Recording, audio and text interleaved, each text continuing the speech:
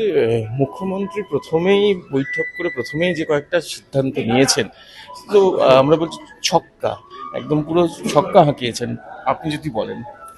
এই মুখ্যমন্ত্রী না, আপনারা খালি দেখতে থাকুন। বাংলার বাঘ আশুতোষ মুখার্জিকে বলা হতো, আমার মনে হয় বাংলা দ্বিতীয় বাঘ পেল। বললাম তো, আশুতোষ মুখার্জির পরে বাংলা দ্বিতীয় বাঘ পেল।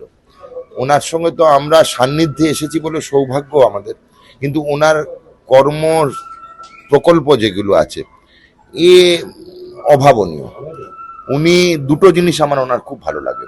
এক হচ্ছে যেটা উনি বলেছেন, কোনোদিন বলেন আমি এটা করলাম, আমরা এটা করলাম। দ্বিতীয় হচ্ছে স্পিড, যে গতির সঙ্গে উনি কাজ করেন। আমায় একদিন বকা খেয়েছিলাম, আমাকে বলল রাত্রিবেলায় 2টোর সময় হোয়াটসঅ্যাপ কলে যে কতগুলো ডাক্তারদের সাংগঠনিক এবং ডাক্তারদের প্রবলেম এগুলো করে ফেলুন ডাক্তারবাবু, আমাকে একটু জানাবেন। পরের দিন সেই মানুষটি সকাল 7:30 বললো জানালেন না তো। আমার মনে হলো 5 ঘন্টার মধ্যে উনি তৎপর। আমি লজ্জা পেয়ে ওনাকে সব করে দিলাম।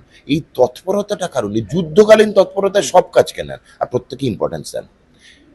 206খানা যে আমার 207, এখন 207টি যে বিধায়ক না, প্রত্যেকের নাম জানেন, প্রত্যেকে কে কি করেন জানেন। ওগুলো ছেড়ে দিন, প্রত্যেকটি কার্যকর্তাকে চেনেন নাম ধরে।